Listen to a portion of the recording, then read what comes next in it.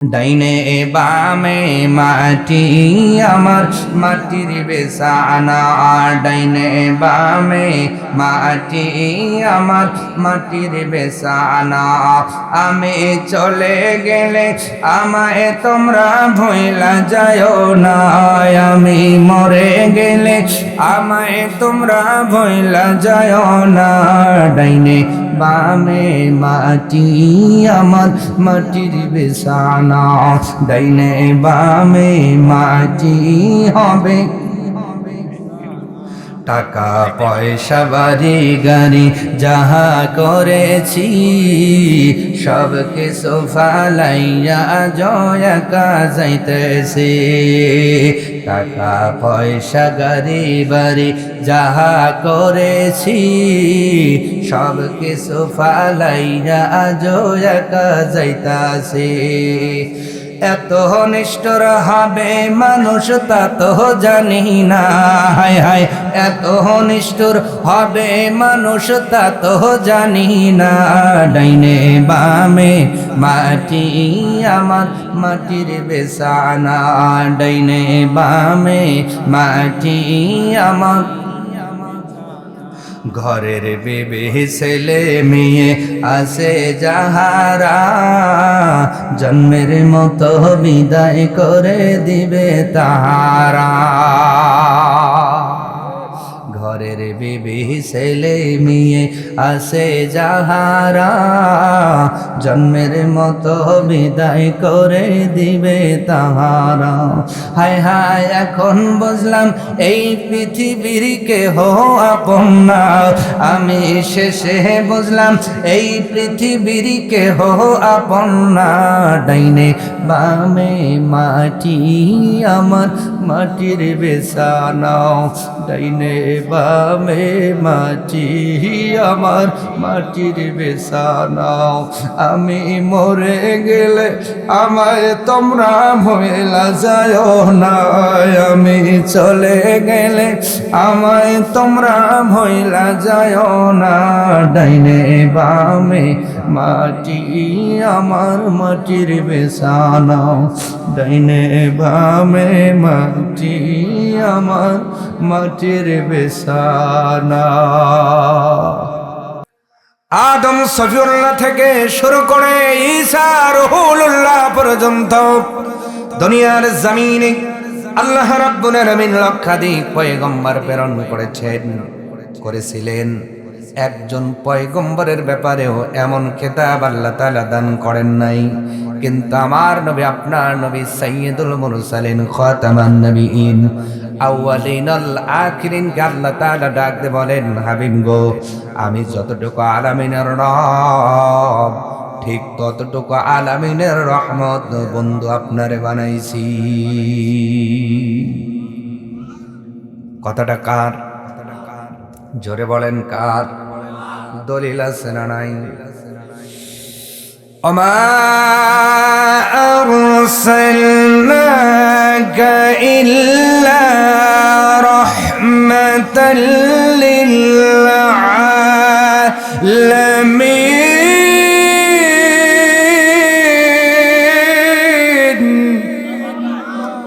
রব্বুল আলামিন ডাক দিয়ে বলেন, পৃথিবীর মানুষ শোনো, আমি যতটুকু আলামিনের রব ঠিক ততটুকু আলামিনের রহমত হলো আমার হাবিবুল্লাহ।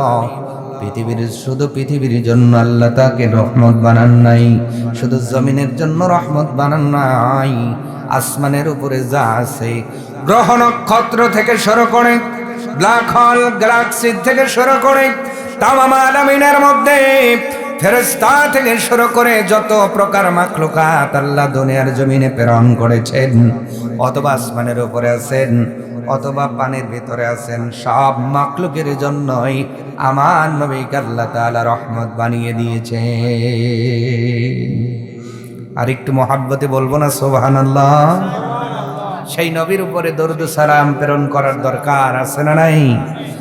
সমস্যার আওয়াজ তুলে বলি সাল্লাল্লাহু আলাইহি ওয়াসাল্লাম। সম্মানিত হাজিরিন, আমরা পবিত্র কোরআনুল কারীমের দ্বিতীয় নম্বর সূরা, সূরার নাম সূরাতুল বাকারা। যদি বুঝে থাকেন বলেন তো সূরাটার নাম কি? বাকরা, বাকরাতুন মানে গাভী, বাকরাতুন মানে কি? গাভী, গরু। আপনাদের এলাকায় দুধ দহন করেন যেই গরুর থেকে, গরুটার নাম কি? গাভী। ষাঁড় গরু না। বাকারাতুন শব্দের অর্থ হলো গাভী। সুবহানাল্লাহ। এই গাভীর নামে সূরা, এবং এই সূরাটা কোরআনুল কারীমের সবচেয়ে বড় সূরা, লং দীর্ঘ সূরা। এই এত বড় সূরা কোরআনুল কারীমে আর একটাও নাই। এই কোন সূরা, এই সূরার মর্যাদা আছে না নাই? দুই একটা মর্যাদা বলেই আলোচনায় ঢুকবো। কোরআনুল কারীমের সূরাতুল বাকারার প্রথম নম্বর মর্যাদা হলো আল্লাহর নবী আখিরি জামানার পয়গম্বর রাসূল আরবি সাল্লাল্লাহু আলাইহি ওয়াসাল্লাম বলেন, এই দুনিয়ার উম্মত যেই ঘরে প্রতিদিন নিয়মিত সূরাতুল বাকারার তেলাওয়াত হয়, আমার আল্লাহ ওই ঘরটাকে জিন শয়তানের আসর থেকে হেফাজত করে দেয়। এই জন্য যাদের ছেলে মেয়ে কান্নাকাটি করে আর কি, ওই ঘরে নিয়মিত সূরাতুল বাকারা তেলাওয়াত করবেন। যিনি আপনার সন্তানটাকে হেফাজতে রাখবেন তিনি কে? আরো জোরে বলেন আল্লাহ। আর একটা মর্যাদার কথা বলে আব্দুল্লাহ ইবনে আব্বাস রাদিয়াল্লাহু তাআলা আনহু ডাক দিয়ে বলেন, এ দুনিয়ার মানুষ, এই কোরআনুল কারীমের দ্বিতীয় নম্বর সূরা সূরাতুল বাকারার মধ্যে এমন 10টি আয়াত আছে। কয়টি আয়াত? এই 10টি আয়াত কেউ যদি মুখস্থ করে আর তার জবান যদি পবিত্র থাকে, একজন মাথার রোগীকে যদি ফু দেয়, পাপ না দেওয়া লাগবে না। এই 10টা আয়াতের মর্যাদায় আল্লাহ তার মাথার রোগটা ভালো করে দেবে। কয়টা আয়াত? 10টা। কোন সূরায়? কোন সূরায়? আজকে বলবো 10টা আয়াত, শুনে যাবেন তো ইনশাআল্লাহ। মনে রাখবেন 10টা আয়াত। তাহলে ডাক্তারের কাছে যাওয়ার আগে ফু দেওয়ার দরকার আছে না নাই? কিন্তু সব জবানের ফু কাজ হবে না। যেই জবানটা নাপাক হয় নাই, পবিত্র আছে, ওই পবিত্র জবান দিয়ে ফু দিলে ওই মাথার রোগী ভালো হবে।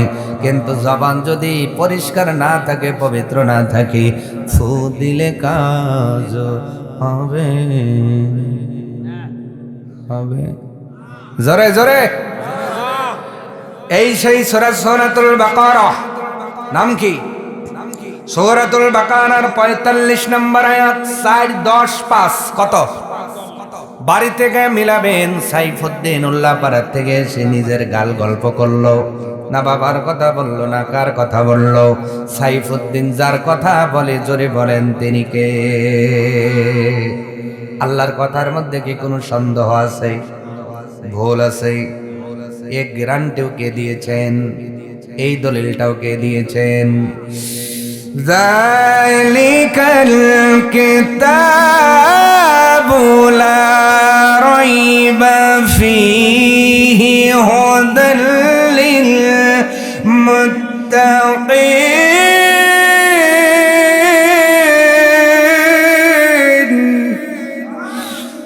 রব্বুল আলামিন ডাক দিয়ে বলেন, দুনিয়ার মানুষ শোনো, এমন একটা কিতাব আমার বন্ধুর উপরে আমি আল্লাহ নাজিল করেছি, যেই কিতাবের ভিতরে সন্দেহ তো দূরের কথা, এক বিন্দু সন্দেহের অবকাশ মাত্র নাই। এই কিতাবের মধ্যে কোনো সন্দেহ নাই। এমন একটা কিতাব। দ্বিতীয় নম্বর সূরার 45 নম্বর আয়াত, আল্লাহ রাব্বুল আলামিন তার বান্দা বান্দীদের বড় ভালোবাসেন, বড় মহব্বত করেন। আল্লাহ আমাদের ভালোবাসেন। সুবহানাল্লাহ। আল্লাহ আমাদের কি বাসেন? বিশ্বাস হয় না? আল্লাহ যে আপনারে ভালোবাসেন, বিশ্বাস হয় কি না?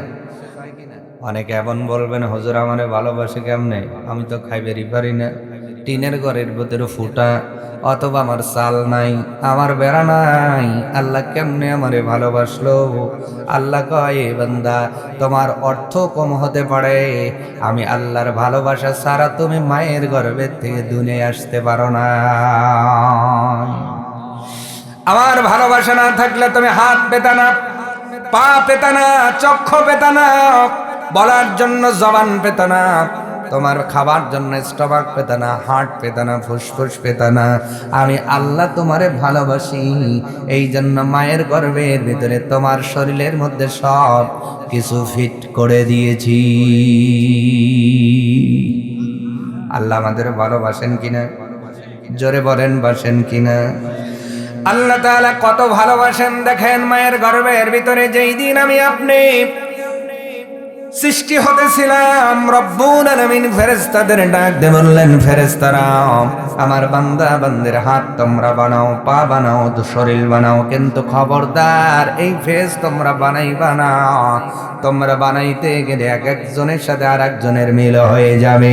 আমি আমার বান্দার চেহারাটা আমি আল্লাহ নিজের কুদরতে হাত দ্বারা বানাবো। সুবহানাল্লাহ, জোরে বলেন। এই জন্য আপনার মতো একটা মানুষ এই ভাইরাতে কথা কয় না, এই ভাইরাতে আপনার মতো দেখতে কোনো মানুষ আছে? কথা কয় না। আপনাদের কষ্ট হচ্ছে নাকি? একটু অনুরোধ করতেছি কথা বলেন, তাহলে কথা বলতে স্পৃহাটা বাড়বে। আমার মতো দেখতে আপনাদের ভাইরাতে কেউ আছে? উল্লাপাড়াতে, বাংলাদেশে, পৃথিবীতে? আল্লাহ তাআলা বলেন, বান্দারে গরুর মতো গরু আছে, ছাগলের মতো ছাগল আছে, ভেড়ার মতো ভেড়া আছে, ঘোড়ার মতো ঘোড়া আছে, কারণ ওগুলো ফেরেশতা বানায়। কিন্তু আমি আল্লাহ তোমাদের কত ভালোবাসি। মায়ের গর্ভের ভিতরে তোমার চেহারাটা আমি আল্লাহ আমার কুদরতে হাত দ্বারা বানাইছি। ফি আই সূরাতিম মা শাআ রাক্কাবা। এই জন্য এক একজনকে এক একটা আকৃতি দিয়েছি। একজনের চেহারা আর একজনের সাথে কোনো মিল নাই। সুবহানাল্লাহ। আল্লাহ ভালোবাসে কিনা? আর একটা ভালোবাসার নজির দিচ্ছে, প্রমাণ দিচ্ছে। রব্বুল আলামিন ডাক দিয়ে বলেন, এ দুনিয়ার মানুষ, সমুদ্র বানানোর পূর্বে কসম করি নাই, পৃথিবী সৃষ্টির পূর্বে কসম করি নাই, সূর্য সৃষ্টির পূর্বে কসম করি নাই, চন্দ্র সৃষ্টির পূর্বে কসম করি নাই, আসমান বানানোর পূর্বে কসম করি নাই। তবে আমি আল্লাহ তোমাদের বানানোর পূর্বে একটা নয়, দুইটা নয়, চারটা জিনিসের কসম করেছি। ওয়াত্তিন ওয়াজ্জাইতুন ওয়াতুরি সিনিন ওয়াহাযাল বালাদিল আমিন। চারটা কসম করার পর আল্লাহ তাআলা এবার বলেন, লাকাদ খালাকনাল ইনসানা ফি আহসানি তাকওয়িম।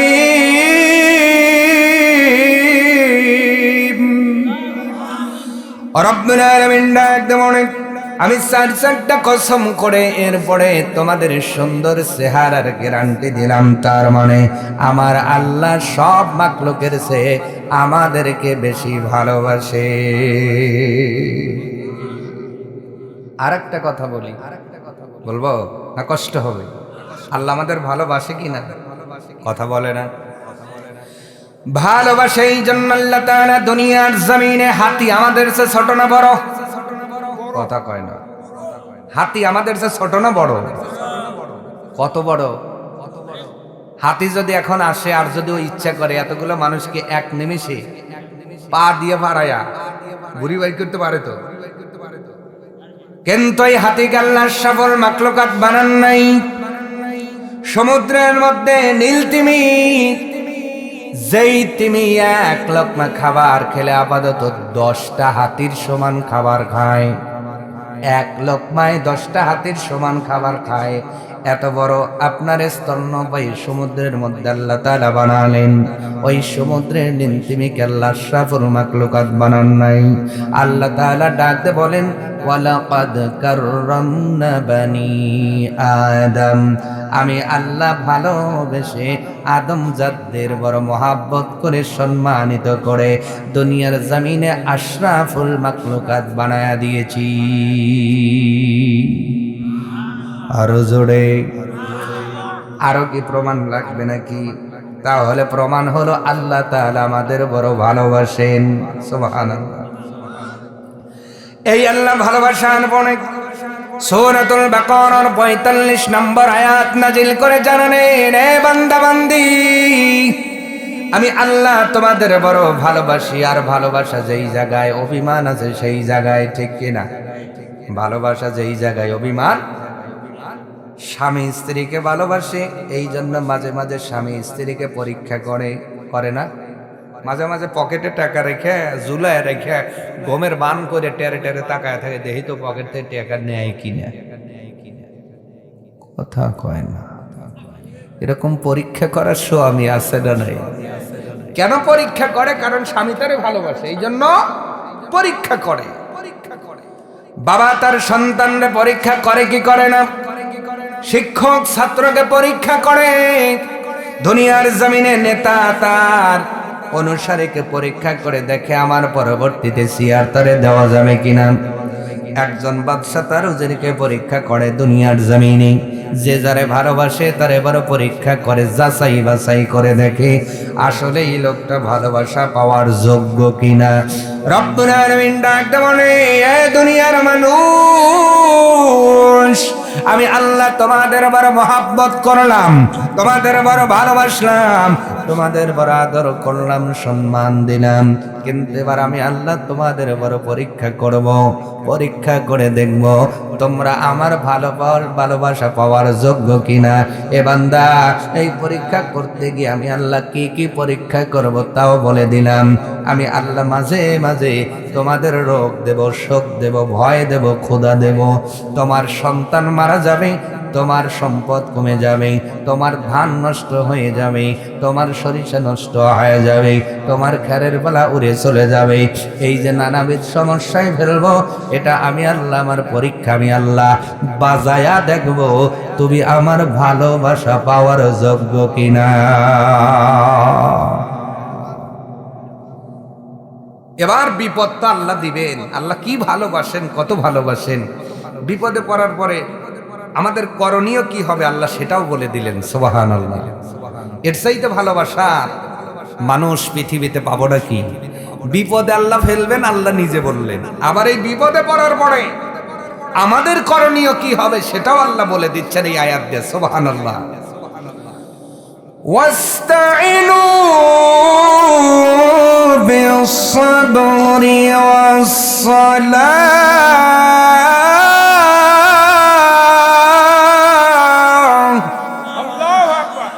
রব্বুল আলামিন ডাকতে বলেন, দুনিয়ার মানুষ, এ বান্দা বান্দি শোনো, যদি মুসিবতে পড়ে যাও, বিপদে পড়ে যাও, তুমি যদি পরীক্ষায় পড়ে যাও, আমি আল্লাহ কোরআন দ্বারা বলে দিলাম, ১ নম্বর ধৈর্য ধারণ করবা, ২ নম্বর নামাজে দাঁড়ায় যাবা।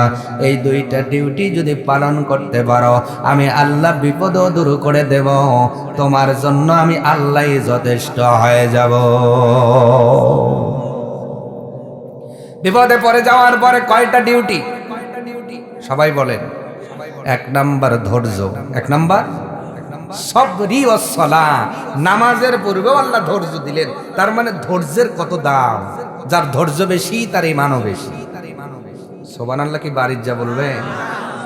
যার ধৈর্য বেশি তার ঈমান বেশি। আজকে ধৈর্য আছে? কথা কয় না। আমাদের ধৈর্য আছে তো। কি ধৈর্য? চাষটালে যাই একটু চা দেওয়া কম হয়েছে, বইস কে রে, তুই আমাকে চিনিস না, তুই আমাকে চা কম দিস মানে, আর পরে দিস মানে, আমি কি নেতা তুই জানিস? কি ধৈর্য আমাদের। টিলার এই যে পাকি দিবে, টিলারকে বলে গেছেন ভাই একটু পাকি দিও, 1 ঘন্টা লেট হয়েছে, আইসা মনে হয় সকলিয়ে তারা ধরছে। কথা কয় না। আমাদের ধৈর্যের অবস্থাটা শুনাইতেছি। আপনারা যে বললেন যে ধৈর্য আছে, ওরে ধৈর্য, হাসপাতালে যাইয়া দাঁড়াইছি, 3-4 জন পর সিরিয়াল, কিন্তু 20 টাকা 50 টাকা ঘুরতেছি, গেটে যে দাঁড়াইছে ওর হাতের মধ্যে দিয়ে একটু আগে ঢুকবো। কথা কয় না। ধৈর্য বেলা আপনাদের আছে, খুব আছে, আছে না নাই? আমাদের আজকে ধৈর্য কমে গেছে। নিজে তো ঘুষ দেই, আবার অন্যকে দেওয়ার জন্য উদ্বুদ্ধ করি। ও ভাই জানো, গেটম্যানকে 20 টাকা দিলে আগে ঢোকা যায়, আমাদের ধৈর্য নাই। ধৈর্য না থাকার কারণে, ধৈর্য কমে যাওয়ার কারণে আমাদের ঈমানটাও কমে যাইতেছে। তাহলে সমাজের অবস্থায় যদি এইটা হয়, আল্লাহ কয় নামাজে ধৈর্য ধরো, তাহলে কি ধৈর্য নামাজে আছে? আছে? আল্লাহর নবী কেমন ধৈর্য নিয়ে নামাজ পড়তেন শোনেন। একদিন আম্মা জান আয়েশা সিদ্দিকা রাদিয়াল্লাহু তাআলা আনহার ঘরে নবীজি তাশরীফ আনলেন, রাত যাপন করবেন। আম্মা জান আয়েশা সিদ্দিকার ঘুমটা গভীর রাতে ভেঙে গেল। উনি দেখেন নবীজি তার কাছে নাই, উনি টেনশনে পড়ে গেলেন। উঠে যাওয়ার পরে দেখলেন নবীজি নামাজের মধ্যে দাঁড়িয়ে আছে। আম্মা জান আয়েশা সিদ্দিকা বলেন, আমি দীর্ঘক্ষণ দেখলাম নবীজি দাঁড়ায় আছে। নবীজি একইভাবে দাঁড়ায়া নামাজ আদায় করতেছেন। দীর্ঘ টাইম দাঁড়ানোর কারণে আমি আয়েশা লক্ষ্য করে দেখলাম নবীজির পায়ের গিরা মোবারকটা ফুলে গেছে। এত যেই মানুষটার আমলে কোনো গুনাহ ছিল না, মাসুম। এরপরেও দীর্ঘ সময় দাঁড়িয়ে থাকার কারণে তার পায়ের গিরাটা পর্যন্ত ফুলে গেল। নামাজের মধ্যে ধৈর্য কার বনে? আম্মা জান আয়েশা বলেন, দুনিয়ার মানুষ, আমার নবী আমার সাজদায় চলে গেলেন। যাওয়ার পরে এত দীর্ঘ টাইম সাজদা, আমি একটা সময় মনে করলাম সাজদার মধ্যে নবীজি চলে গেলেন নাকি, আল্লাহ তাআলা তার বন্ধুটারে নিয়ে গেলেন নাকি। এত দীর্ঘ টাইম সাজদা আমি কাউকে দিতে দেখি নাই। যত দীর্ঘ সাজদা দয়ার নবী মায়ার নবী দিতেন। সাজদার পর আম্মা জান আয়েশা সিদ্দিকা রাদিয়াল্লাহু তাআলা আনহা বলেন, ও নবী, যার আমলের ভিতরে কোনো গুনাহ নাই, যারে আল্লাহ মাসুম করে সৃষ্টি করেছেন, বানাইছেন, এমন মানুষ কেমন করে এত দীর্ঘ সেজদা দেয়? আল্লাহর নবী ডাক দেয়, আয়েশা রে, এই সেজদা দিয়া আমি আমার রবের কৃতজ্ঞকারী বান্দা হয়ে যেতে চাই। এই জন্য নবী বলেছেন, সাল্লু কামা রাআইতুমুনি উসাল্লি, নামাজ ওইভাবে পড়ো যেভাবে আমি নবী আমাকে নামাজ পড়তে দেখেছি। সুবহানাল্লাহ। এইবার আসেন আমাদের নামাজ। আল্লাহ তো বললেন নামাজে ধৈর্য ধরো নবীর মতো কইরা, আর আমাদের কি ধৈর্য? সামনে কি রমাদান, সামনে কি আসতেছে তারাবি, কি নামাজ সবাই বলেন। এমনও বাংলা মুফতি আছে ফতোয়া দিয়ে কয় তারাবি মানে তারায়া পড়া। এরকম বাংলা মুফতি আমাদের এলাকায় আছে না নাই? আসলে কি তারাবি মানে তারায়া পড়া? তারাবিহ শব্দের অর্থ হলো বিশ্রাম। তারাবিহ শব্দের অর্থ কি? নবীজি পড়তেন কিছু নামাজ, আবার বসতেন, আবার কিছু পড়তেন, আবার বসে তাসবিহ তাহলিল করতেন। বিশ্রাম নিয়ে যেই নামাজ পড়া হয় তার নাম হলো তারাবি। আর আমরা এইটা বাংলা ভার্সনে চালাইতেছি, তারাবি মানে তারায় পড়া। যেই হাফেজের জবান চলে বেশি তার বেতন বেশি। আমি কি কবরস্থানের সামনে ওয়াজ করতেছি না? বউ কয়া দিছে যে হুজুর যাই কর, তুমি মুখ খুইলো না। আপনারা বোর কথা শোনেন না, খালি আজকেই শুনতেছেন, তাই না? এরকম নামাজ আমাদের এলাকায় আছে না নাই? চুক্তি দেয় ইমামকে 27 মিনিট, 26 মিনিট, 25 মিনিটে শেষ করা লাগবে। হুজুর শুরু করছে, আল্লাহু আকবার, আলহামদুলিল্লাহি রাব্বিল আলামিন, রাহমানির রহিম, মালিকিল ইয়াউমিদ্দিন, নাস্তাইনু বিহিস সিরাতাল লাযীনা আন'আমতা আলাইহিম গায়রিল মাগদুবি আলাইহিম ওয়ালাদ-দাল্লিন, আলাম তারা কাইফা ফাআলা রাব্বুকা বিআসহাবিল ফিল। আল্লাহু আকবার, আল্লাহু আকবার।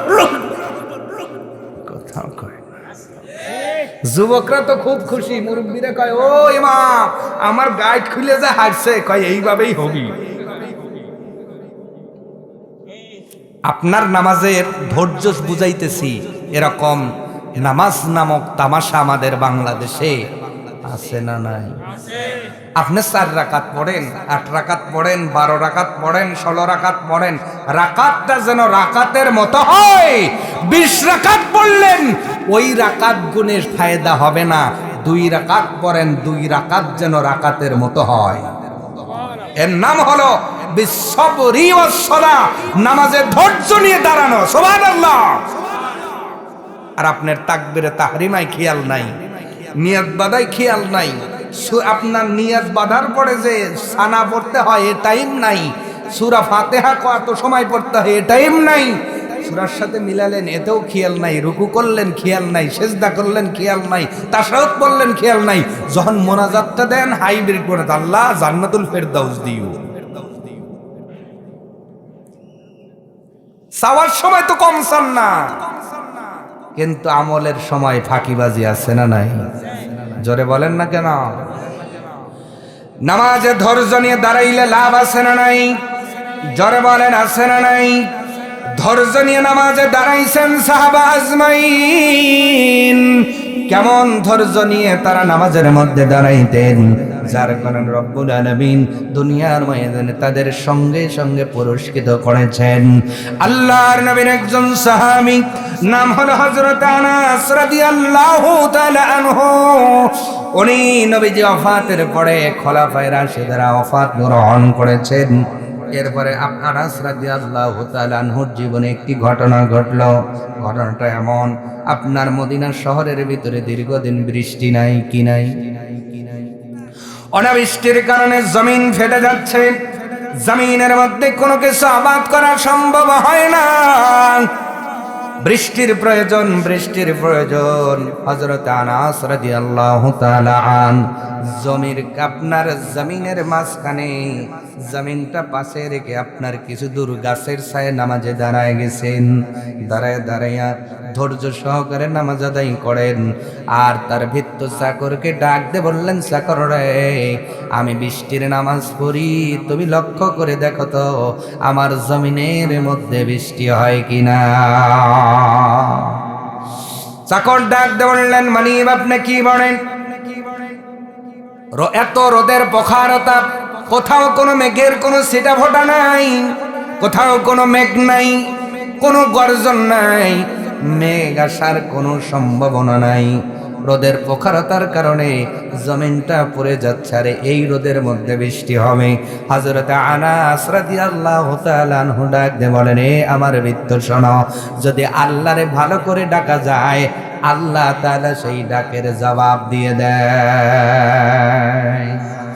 আর আল্লাহ বলছেন বিপদে পড়ার পরে দুইটা কাজ করা লাগবে, 1 নাম্বার ধৈর্য, 2 নাম্বার নামাজ। হযরত আনাস রাদিয়াল্লাহু তাআলা আনহু নামাজের মধ্যে দাঁড়ায় গেলেন, 2 রাকাত নামাজ আদায় করলেন। দীর্ঘ টাইম নামাজ আদায় করার পরে চাকরকে ডাক দিয়ে বললেন, চাকর রে, আমার জমিনে কি বৃষ্টি হয়েছে? বলে না। দ্বিতীয় নাম্বার আবার দ্বিতীয়বার নামাজের মধ্যে দাঁড়ায় গেলেন, ও চাকর খবর কি? বলে না, না, মেঘ তো দূরের কথা, বৃষ্টি তো দূরের কথা, মেঘের ছিটা ফোঁটা নাই। তৃতীয় নম্বরে হযরত আনাস রাদিয়াল্লাহু তাআলা আনহু ধৈর্য নিয়ে নামাজের মুসল্লার ভিতরে দাঁড়ায় গেছেন। আল্লাহু আকবার। এইবার নামাজ আদায় করে আল্লাহ তাআলার দরবারে হাত তুলে বলতেছেন, চোখের পানি ফেলাই, আল্লাহ তোমার কোরআন বলে ওয়াস্তাইনু বিস-সাবরি ওয়াস-সালাহ, মুসিবতে পড়লে ধৈর্য সহকারে নামাজে দাঁড়িয়ে যাও। আল্লাহ দীর্ঘদিন পর্যন্ত শহরে বৃষ্টি নাই, অনাবৃষ্টির কারণে জমিনটা আপনার পুড়ে গেছে, জমিন ফেটে যাচ্ছে।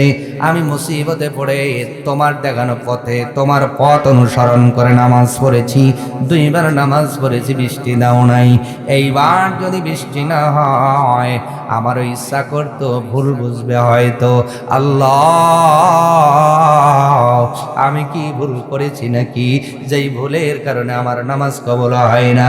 এমন করে চোখের পানি ফেলাইয়া হযরত আনাস রাদিয়াল্লাহু তাআলা আনহু যখন কান্নাকাটি করতেছেন, আনাস রাদিয়াল্লাহু তাআলা আনহুর চাকর লক্ষ্য করে দেখলেন হযরত আনাসের জমি যতটুকুন, 1 খণ্ড মেঘ এসেছে ঠিক ততটুকুন।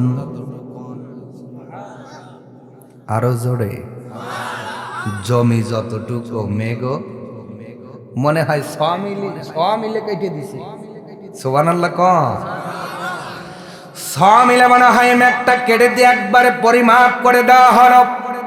ওনার চাকর ডাক দে বলে, এ বিশ্ববাসী শুনে নাও, আমি নিজের চোখে তাকায় দেখলাম এ পরিমাণ বৃষ্টি শুরু হয়ে গেল।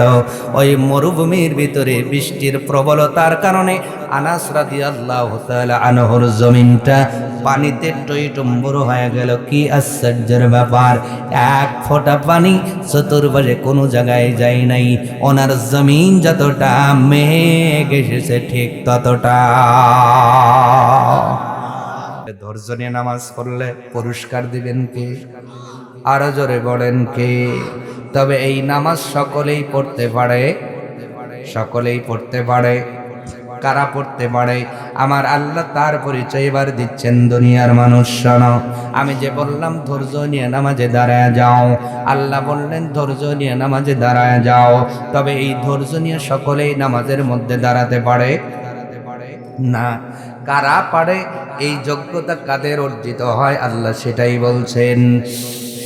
ওয়া ইন্নাহা লাকাবীরাতুন ইল্লা আলাল খাশিঈন।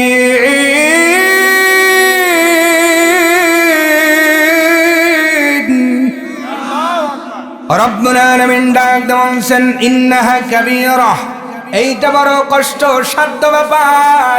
সকলেই এমন নামাজ পড়তে পারে না, পারে না, পারে না। ইল্লা আলাল খাশিঈন। তবে দুনিয়ার জমিনে যারা নম্র হবে, ভদ্র হবে, যারা বিনয়ী হবে, এই বিনয়ী মানুষগুলো এই ধৈর্য নিয়ে নামাজ আদায় করবে। যারা ভীতু, আল্লাহর ভয়ে যারা ভীতু থাকে, আল্লাহর ভয়ে যাদের মনটা কাঁপে, এই মানুষগুলোই কেবল এই নামাজ পড়তে পারে। সুবহানাল্লাহ কন। কিন্তু সকলেই এই নামাজ পড়তে পারে। সুদের টাকায় বাইম মাছ কিনছে। কি মাছ? কিসের টাকায়? ভালো করে বুঝিয়েন। এখন কিন্তু ওয়াজ গাওয়া বিলে যাবে না, রাগ করবে। ও রাগ করলে আমার কিছু করারই নাই। আমি উধুই না মসজিদে জুমার বয়ান করি, আমি কোরআন হাদিস থেকে কথা বলি, কারণ মুখ থেকে কথা বলি না আমি। তা আপনারাও যদি রাগ করেন, বড় জোর একটা ক্ষমতা আপনাদের আছে বা আমারও আছে, সুযোগ প্রধান বক্তাই নিয়ে আমি চলে যাব। কিন্তু কথা যদি বলি কোরআন হাদিস থেকেই বলতে হবে। ও কার পক্ষে গেল কার বিপক্ষে গেল ও দেখার টাইম আপাতত আমার নাই। সুদের টাকায় বাইম মাছ কেনার লোক আছে না নয়? জোরে। সুদের টাকায় বাইম মাছ কিনছে, ফলি মাছ কিনছে, পদ্মা মাছ, গরুর গোস্ত। এই যে সাহারি খাবে 10-12 আইটেমের সাহারি, কিন্তু সব খাবারগুলো সুদের টাকায় কেনা। এই খাবার খাইয়া, বয়েল ডিম, দুধ খাইয়া আপনার সাহারির পরে ফজরের নামাজে এসে দাঁড়াইব, আল্লাহু আকবার, মানে বুড়ি টান করে বসাইতেছে। কথা কয় না, এমন না। এলাকায় তো সুদখোর নাই, আপনারা সবাই আল্লাহর ওলি নাকি? সুদখোর কত বড় নাপাক, সেই মানুষগুলোকে আপনি কবরস্থানে দাফন করেন। একদিন এক কবরস্থানের মাহফিল করলাম। কমিটি আমাকে জিজ্ঞাসা করছেন, হুজুর একটা মানুষ আত্মহত্যা করেছে, তার কবর কি কবরস্থানের মধ্যে দেওয়া যাবে না বাইরে দেওয়া লাগবে? প্রশ্ন জিজ্ঞেস করছে, শুনেন, খুব গুরুত্বপূর্ণ প্রশ্ন। কিন্তু যে আত্মহত্যা করছে তার কবর কি ভিতরে দেব না বাইরে দেব?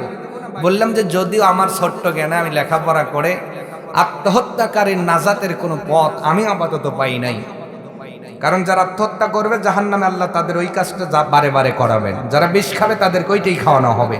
যারা আপনার ছুরি নিবে ওই চাকুর দ্বারাই বারে বারে তার আঘাত করা হবে জাহান্নামে। যে ফাঁসি নিবে জাহান্নামে তাকে বারে বারে ফাঁসি দেওয়া হবে।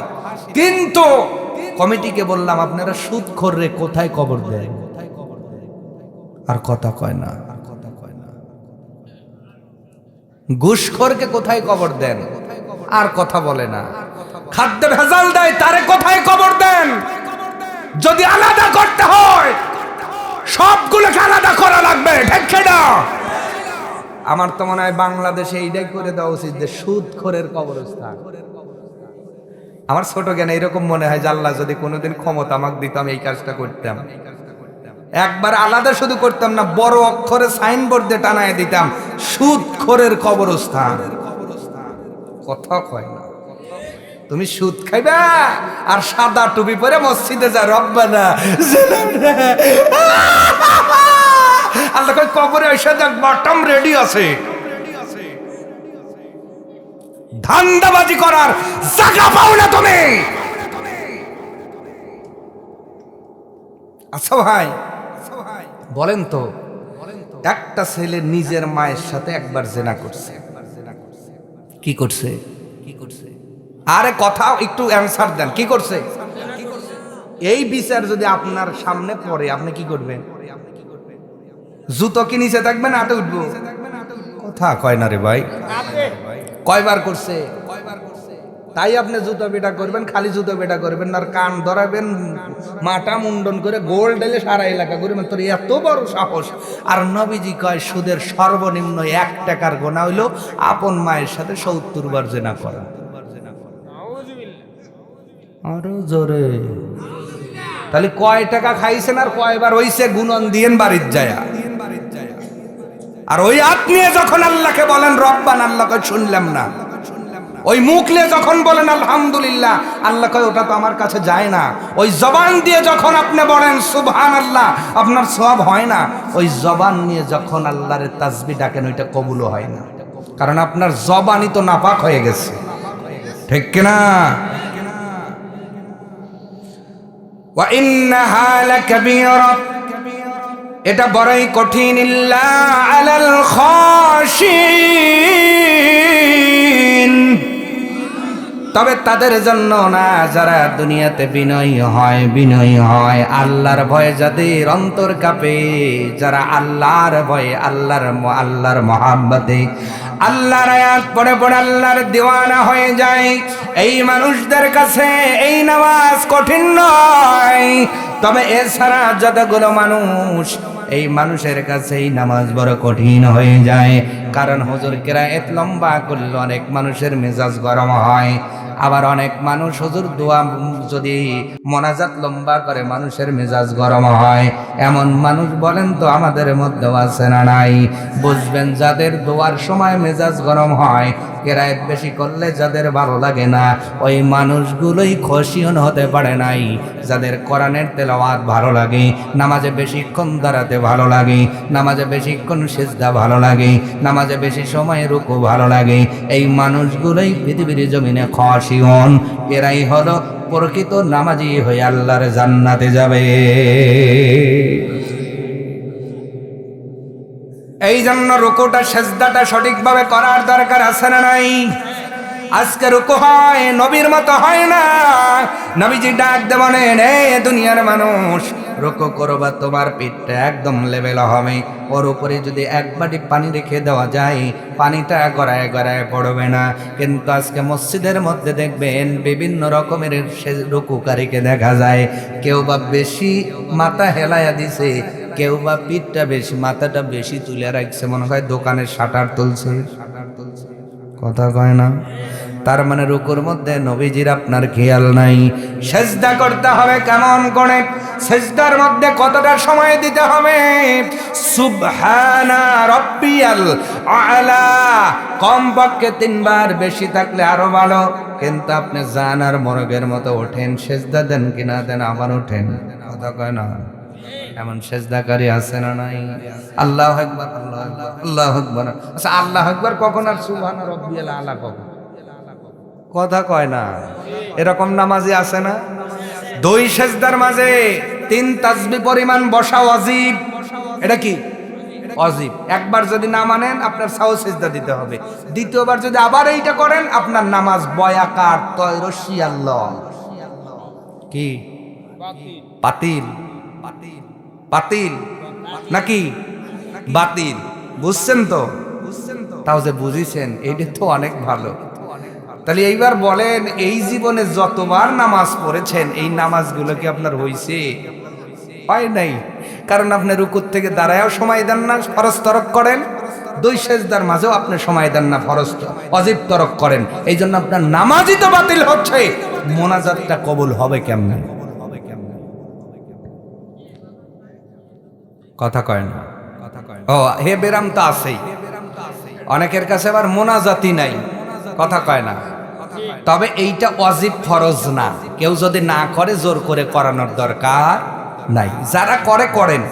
এইটা তো ওয়াজিব ফরজ না, কিন্তু মানুষের তো ওয়াজিবের খেয়াল নাই, ওই নফল দিয়ে করবেনটা কি, কথা কয় না।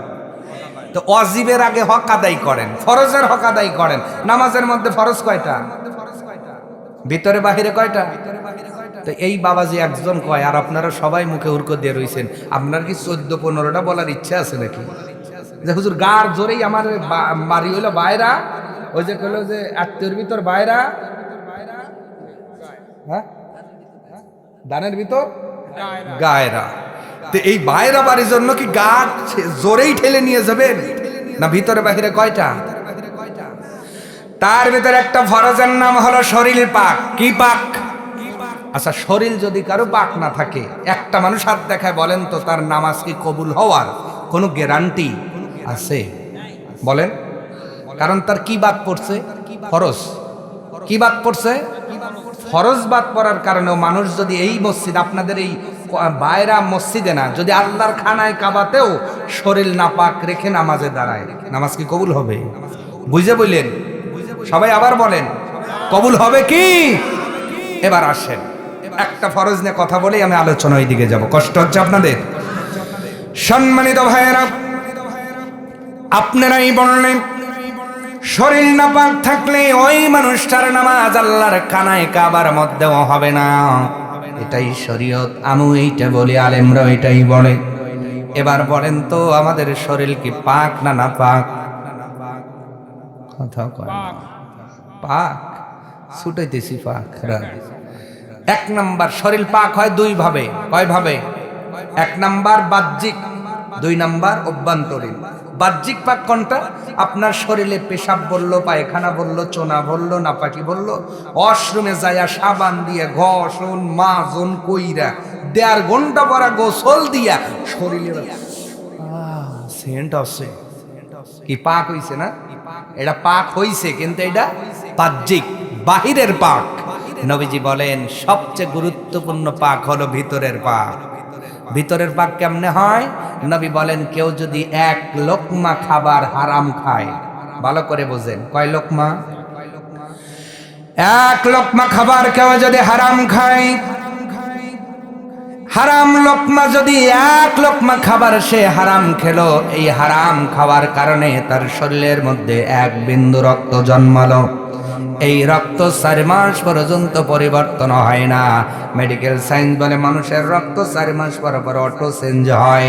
তার মানে 1 বিন্দু রক্ত হলে 4 মাস পর্যন্ত তার রক্তের সাথে মিশে গেল। তার মানে পবিত্র রক্তের সাথে 1 বিন্দু নাপাক রক্ত মেশার কারণে পুরো শরীরের রক্ত নাপাক হয়ে গেছে। এইবার বলেন উপর দিয়ে যতই গোসুক, মানুষটা পাক না নাপাক? আরো জোরে।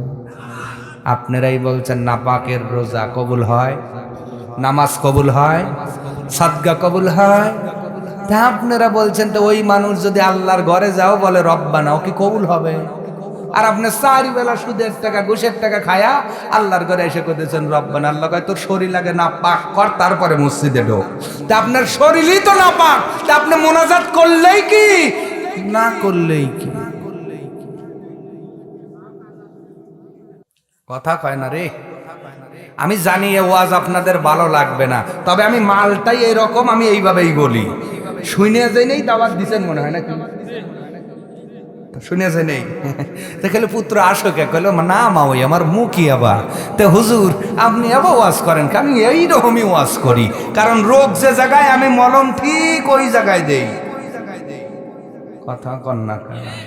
এতে পুড়তে পারে, জ্বলতে পারে, আই ডোন্ট কেয়ার, আমার কিছু করার নাই। আপনার শরীর আগে পাক করেন, এরপরে আমিনের মাসলা খোঁজেন, এরপরে আপনার ওই মোনাজাতের মাসলা খোঁজেন, এরপরে বুকে হাত না নাভিতে হাত এইটা পরে খোঁজেন, আগে শরীর পাকটা আগে করেন।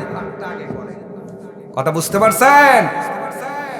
দুনিয়ার মুসলমান হালাল খোরের কথা মনে পড়ে গেলে মনে পড়ল আল্লাহ নবীর সাহাবী আল্লাহর নবীর ক্লাসের এক করল নাম হলো আবু বকর সিদ্দিক রাদিয়াল্লাহু তাআলা আন। যদি বুঝে থাকেন বলেন তো নামটা কি বললাম?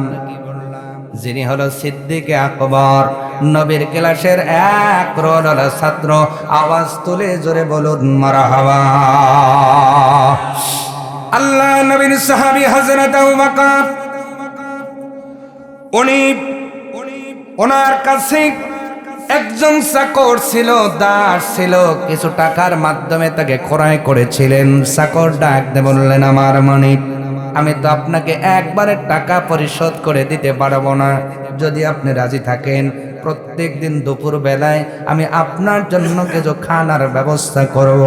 এই খানার যেই অর্থ হয় আপনি সেই ধীরে ধীরে অর্থটা কেটে দিয়ে আমাকে নাজাত করে দিবেন। সিদ্দিক আকবর হযরত আবু বকর সিদ্দিক ডাক দিয়ে বললেন, ও ভাই, অসুবিধা নাই, উত্তম প্রস্তাব তুমি আমাকে দিয়েছো। তুমি প্রতিদিন দুপুরে খাবার দিবা।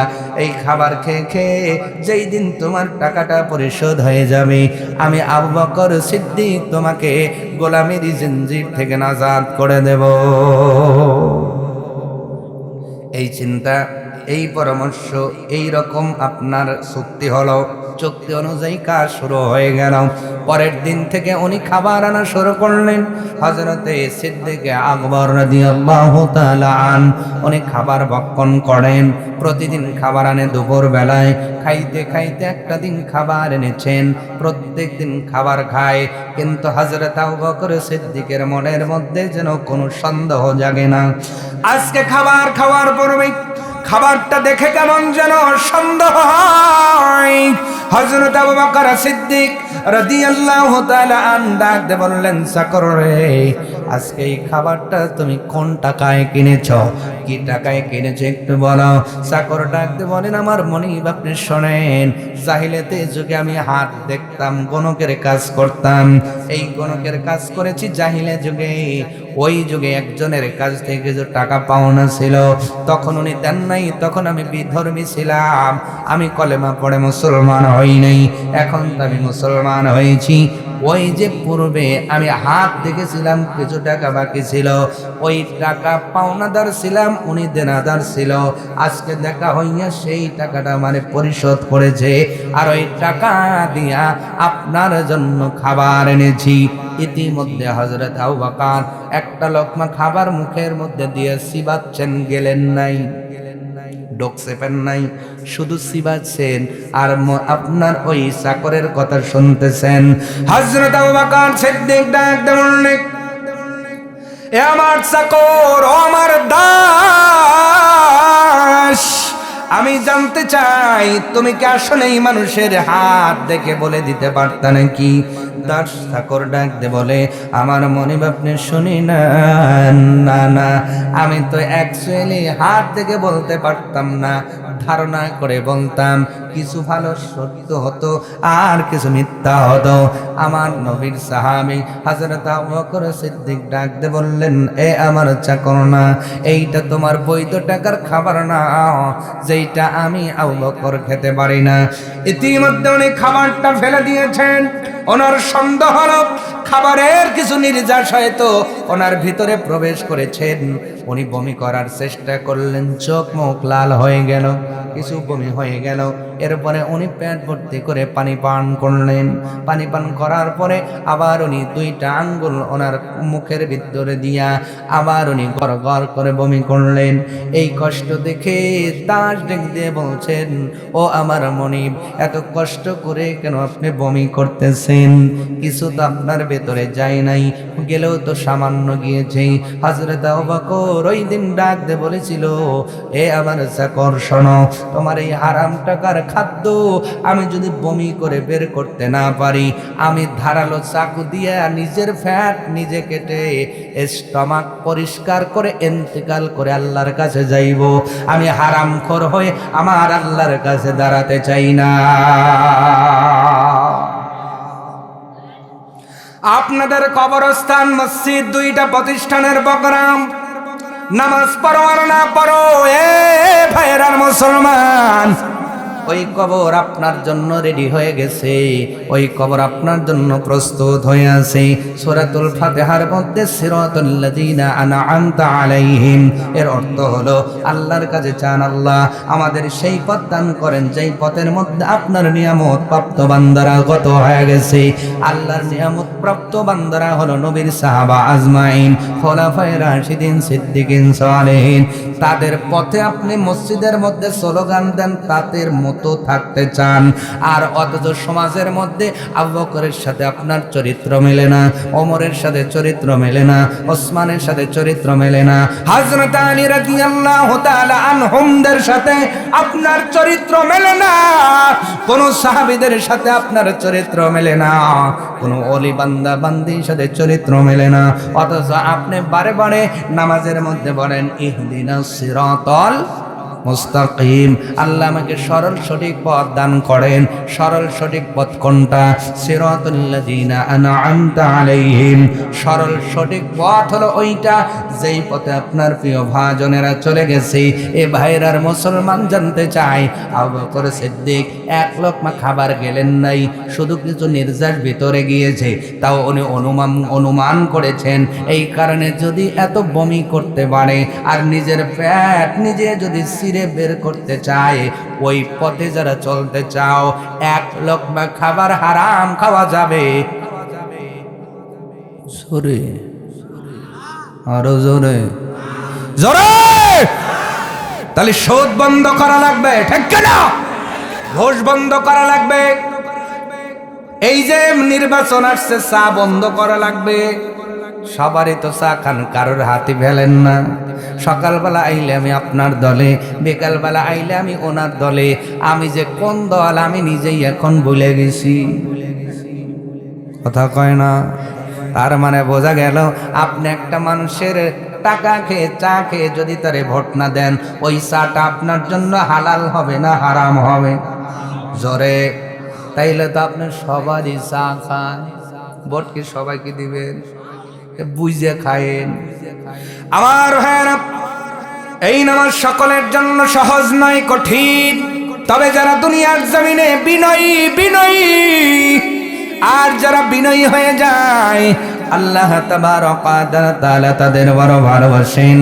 আল্লাহর ভয়ে যাদের অন্তরটা বিগলিত হয়ে যায়, রব্বুল আলামিন তারে বড় মহব্বত করেন, ভালোবাসেন। এ দুনিয়ার মুসলমান, দুনিয়ার জমিনে আল্লাহর ভয়ে যারা নামাজের মধ্যে দাঁড়ায়া যাবে, আল্লাহর কাছে যারা আত্মসমর্পণ করবে, পৃথিবীর জমিনে যেই মানুষগুলো ধৈর্য সহকারে নামাজ আদায় করবে, আল্লাহর হুকুম পালন করবে, নবীর সুন্নাত মান্য করবে, এই মসজিদের মধ্যে ঢুকে ঢুকে যারা নামাজ আদায় করবে, আল্লাহর কসম কবরে যাওয়ার পরে ওই মানুষগুলোর কবর জান্নাতি হয়ে যাবে। আমরা কবরের মধ্যে শান্তি চাই কি চাই না? কারা কারা চাই? দুইটা হাত তুলে আল্লাহরে দেখাই। লিল্লাহে তাকবীর, লিল্লাহে তাকবীর, লিল্লাহে তাকবীর। হাত নামায় বলেন আমিন। আমরা তো কবরের ভিতরে শান্তি চাই, কবরটা জান্নাত চাই। এইটা জবানের স্লোগান দিয়ে বসে থাকলে হবে না। এই স্লোগানের সাথে নিজের আমলটা ঠিক রাখতে হবে, নিজের কাজ ঠিক রাখতে হবে, নিজের ঈমান ঠিক রাখতে হবে। জবানের স্লোগানের সাথে আপনার ঈমান আমল যদি ঠিক না থাকে, ওই কবরের মধ্যে স্লোগান দিয়ে শান্তি আনা যাবে না আমার ভাইয়েরা। কারণ নামাজ পড়ি আর না পড়ি মরণ আছে না নাই? জোরে বলেন। নামাজ পড়ি আর না, যাকাত দেই আর না দেই মরণ আছে না নাই? সুদ খাই আর না খাই মরণ আছে না নাই? ঘুষ খাই আর ছেড়ে দেই, বলেন তো মরণ আছে না নাই? নামাজে ফাঁকি দেই আর না দেই, হজ করি আর না করি, আল্লাহর হুকুম মানি আর না মানি, সুন্নাত মানি আর না মানি, হাদিস অনুসরণ করি আর না করি, একদিন কাফন নামের জ্যাকেট পরাইয়া ফাইনাল প্যাকেট করে ওই কবরের মধ্যে আমারই আপনজনগুলো নাবাইয়া দিবে কি দিবে না? ওই দিন সামনে আছে না নাই? গ্যারান্টি কার? কুল্লু নাফসিন যায়িকাতুল মাউতি সুম্মা ইলাইনা তুরজাউন।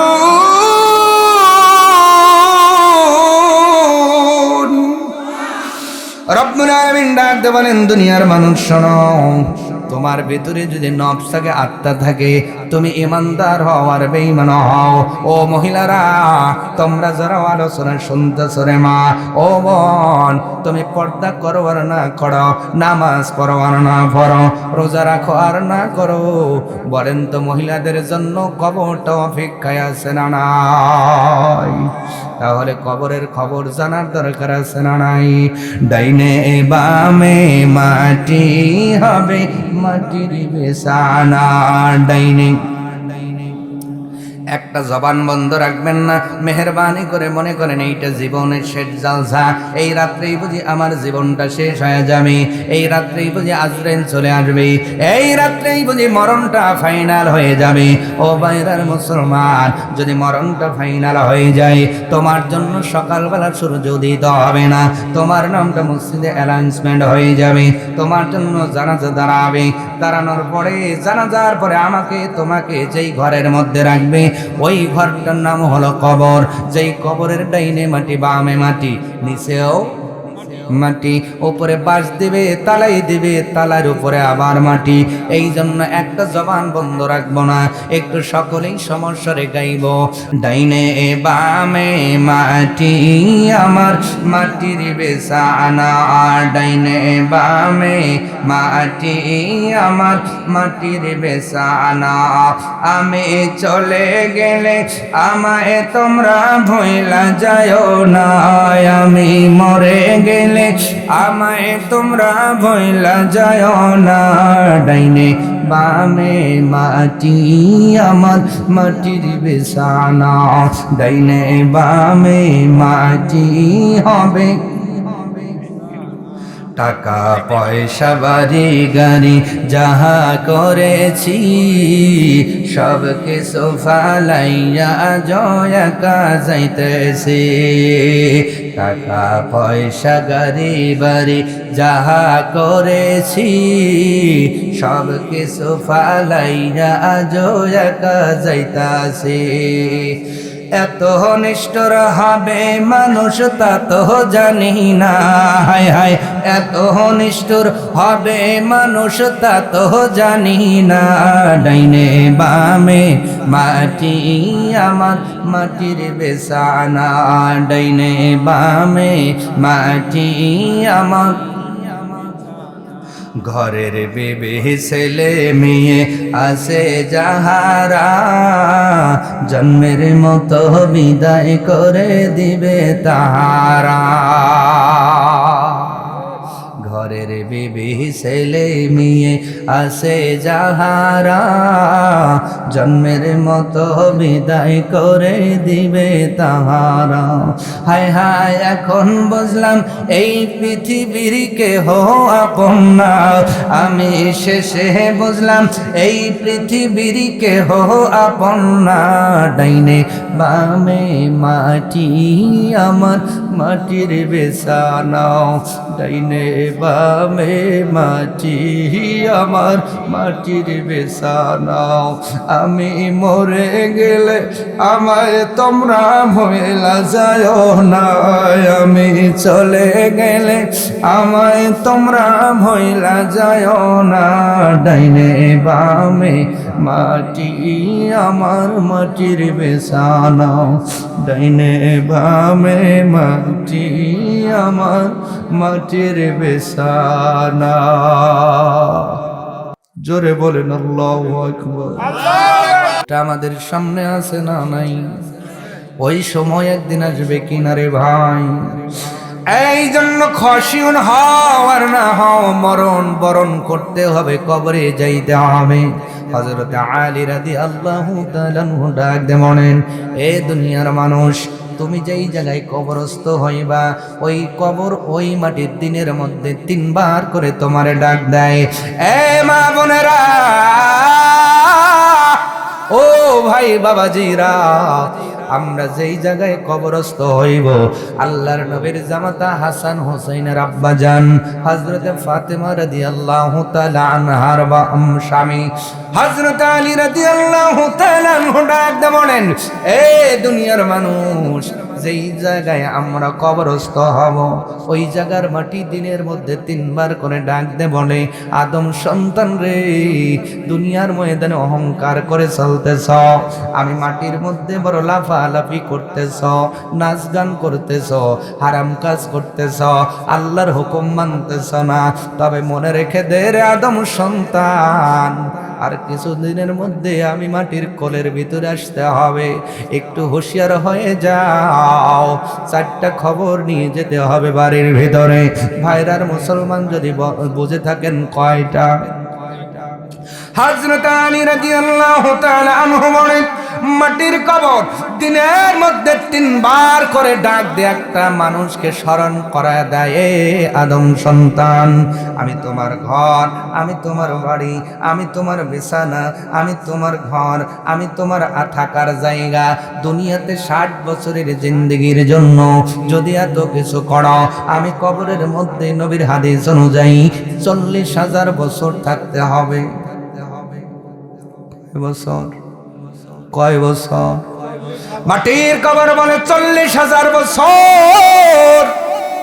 যেই মানুষটা কিয়ামতের দিন মারা যাবে সেও 40,000 বছর ঘানি টানবে। মনে কইরেন না আল্লাহ কাউকে ছেড়ে দিবেন। আল্লাহ কয় ওয়াহুম লা ইযলামুন, আমি আল্লাহ কারোর উপরে কোনো জুলুম করব না, সকলকে সমান সমান ঘানি টানাইব কবরের। এ দুনিয়ার মানুষ বলো তো, সময় একজনের কথা মানে তিনি কে? হযরত আলী রাদিয়াল্লাহু তাআলা আনহু ডাক দিয়ে বলেন, মাটির কবর প্রথম নাম্বার স্মরণ করায় দেয়, আদম সন্তান রে, দুনিয়ার ময়দানে কোনো জায়গায় যাইতে হলে তোমার বন্ধু লাগে, সাথী লাগে, লাগে কি লাগে না? কথা বলেন। এখন রাত্রে বেলায় যদি উধুনিয়া যান বন্ধু লাগবে কিনা? উল্লাপাড়া গেলে লাগবে কিনা? সিরাজগঞ্জ গেলে লাগবে কিনা? হোন্ডা চালাইলে বন্ধু লাগে কিনা? একা যাইতে মনে চায় না, বন্ধু হইলে বড় ভালো লাগে। কবর ডাকতে বলে, এ আদম সন্তান, দুনিয়ার জমিনে বন্ধু নিয়ে নিয়ে চলেছ, তবে আমি মাটির কবরের ভিতরে কোনো সাথী নাই, সাথী নাই নাই। আমি কবর যদি আমার ভিতরে সাথী চাও, দুনিয়ার জমিন থেকে সাথী নিয়ে আইসো।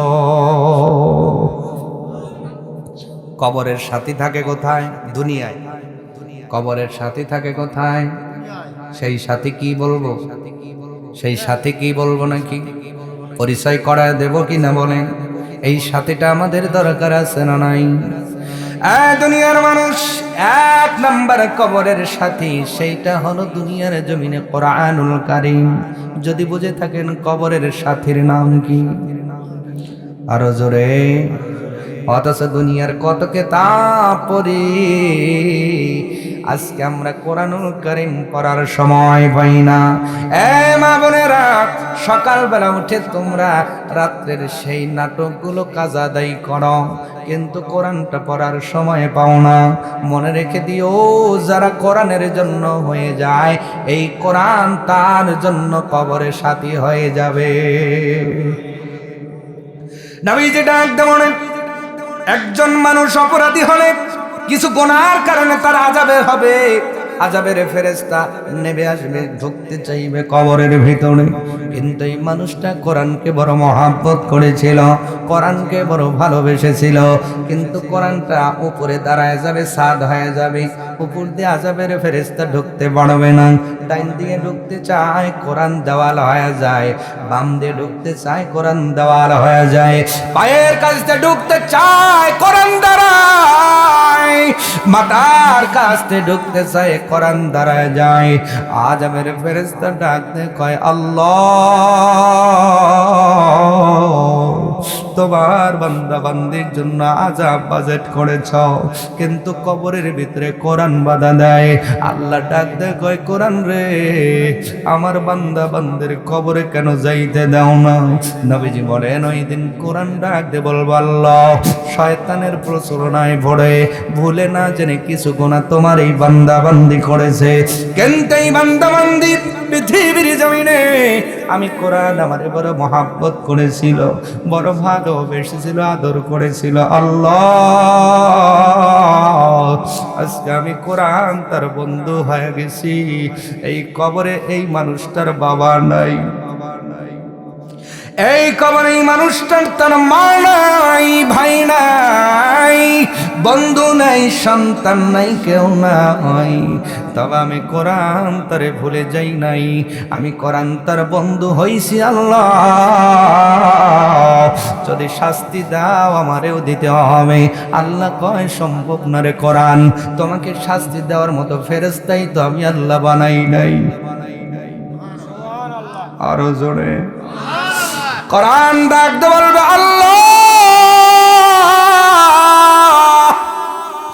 বন্ধুর জন্য বন্ধু দাঁড়ায়, আমি কবরের মধ্যে কোরআন দাঁড়াইছি। বলো তো দেখি আমার বন্ধুত্বের কি তুমি দাম দিবা না?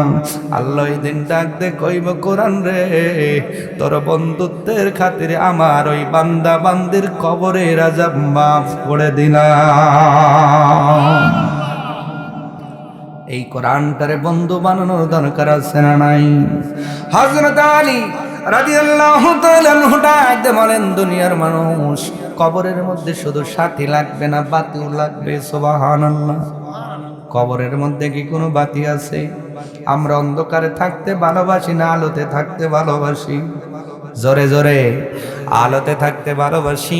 এই জন্য তো আমাদের ঘরের মধ্যে এখন এনার্জি বাল্ব জ্বলে। আজ থেকে 50 বছর, 30 বছর, 40 বছর আগে ল্যাম্প ছিল, হারিকেন ছিল, বাতি ছিল। এমনকি বাতি আছে? বাতির আলো বেশি না এনার্জি বাল্বের আলো বেশি? বাতি জ্বললে এক জায়গায় নিবু নিবু জ্বলে, ঘরের মধ্যে পুরা আলো হয় না। আমরা আলো ভালোবাসি, এই জন্য হারিকেনের দিন শেষ, বাতির দিন শেষ, এখন এনার্জি লাইটের বাংলাদেশ। এখন যদি লাইট চলে যায় আমরা হতাশ হয়ে যাব, ঠিক না? এই জন্য ঘুমের ভিতর অন্ধকারে থাকি, এছাড়া আমরা আলোর মধ্যে থাকতে ভালোবাসি। কবর ডাক দেওয়ার আদম সন্তান রে, তোমরা তো ঘরের মধ্যে আলো চাও, আমি কবর আমার ভিতরে কোনো লাইট নাই, বাতি নাই, এনার্জি বাল্ব নাই। যদি আমার মধ্যে আসতে চাও, দুনিয়া থেকে লাইটের ব্যবস্থা করিও। কোন বাজারে গেলে লাইট পাওয়া যাবে, কোন দোকানে গেলে কবরের ফজি বাল্ব পাওয়া যাবে, এনার্জি বাল্ব পাওয়া যাবে, এইটা জানার দরকার আছে না নাই? খবর গেল কয়টা? দুইটা। 3 নাম্বার, কবর ডাক দে কয়, আদম সন্তান রে, আমি শুধু বাতি হারা ঘর নয়, আমার মধ্যে কোন ল্যাপ তোষক আছে? কবরের মধ্যে কোন এয়ার কন্ডিশন আছে? তবে গরমের দিনে এসির প্রয়োজন আছে না নাই? কবর কয়, আদম সন্তান, দুনিয়াতে ওটা পাওয়া যায়, কিনে সাথে করে নিয়ে আইসো, আমি কবর তোমাকে ওটা ফিট করে দেব। আরো জোরে। 4 নাম্বার খবর দে কবর কয়, আদম সন্তান রে, আমি সাপ বিচ্ছুর ঘর, পোকামাকড়ের ঘর। দুনিয়াতে যেমন ইরিতে কিরি লাগলে বিষ দাও, সরিষায় মেদা লাগলে, আবার ওই যে শশায় পোকা লাগবে বলে প্রতিদিন স্প্রে করো, আমি কবরও তো পোকার ঘর, সাপের ঘর। আমার মধ্যে আসতে গেলে কীটনাশক আইনো। সুবহানাল্লাহ। হযরত আলী রাদিয়াল্লাহু তাআলা আনহু বলেন, এই 4টা খবর প্রতিদিন কবর আদম সন্তানকে 3 বার দেয়। আমাদের কান নাই, এই জন্য আমরা ওটা শুনতে পারি না। 1 নাম্বার কবরের সাথীর কথা বললাম, তাহলে লাগবে বাতি, এয়ার কন্ডিশন, আর হলো পোকা তাড়ানো ঔষধ। এই 3টা আলোচনা শোনার দরকার আছে না নাই? আসতে বলে এই 3টা জিনিস নিয়ে বাড়িতে যাবেন তো সবাই ইনশাআল্লাহ। কারণ একদিন আমার নাম মসজিদে এলান তো হয়েই যাবে, ঠিক কি না? হবে না? কথা কয় না? হবে। এই গ্রামে মানুষ মারা যায় না? গেলে কি বলে, অমকের ছেলে অমক, মাইক দিয়ে একটি শোক সংবাদ, অমকের ছেলে অমক এত ঘটিকার সময় তার নিজস্ব বাসভবনে ইন্তেকাল করেছে। ইন্না লিল্লাহি ওয়া ইন্না ইলাইহি রাজিউন বলে কিনা? এটা শোনার পরেও কি আপনার কলিজা কাঁপে না? হায়রে, একদিন আমার নামটাও হয়তো মসজিদে এলান হবে, হবেই হবে, মাস্ট বি হবে, এর ভিতরে কোনো সন্দেহ নাই, ঠিক কিনা? এরপরেও আমার অন্যায় চলে, অপরাধ চলে, গুনাহ চলে, রাহাজানি চলে, চুরি চলে, ছিনতাই চলে, বাটপারি চলে, খুন খারাপি সবই চলতেছে দুনিয়াতে। কারণ কি, আমরা জালসায় আছি, এখন অন্তরটা নরম হয়েছে একটু, হয়তো মনে হয় মরবো। জানাজায় গেলে অন্তর একটু নরম হয়, মনে হয় মরবো, কিন্তু যেই কবরস্থান থেকে বাহির হয় আবার সিগারেট খায়, কথা কয় না।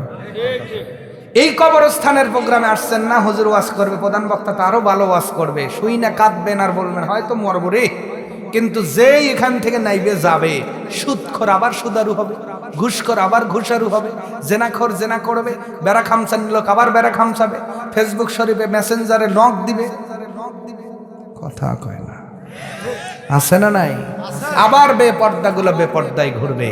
তার মানে বোঝা গেল ওয়াজ হচ্ছে, আমাদের ভিতরে আমল হচ্ছে না। আল্লাহ তাআলা আমাদেরকে আমল করার তৌফিক দান করুক, সকলেই বলেন আমিন, আরো জোরে বলেন আমিন। প্রিয় ভাইরা, আমি দীর্ঘ সময় আপনাদের সাথে কথা বলেছি, আমি ফাঁকি দিয়েছি? আমি ফাঁকি দেই না। কেন দেই না?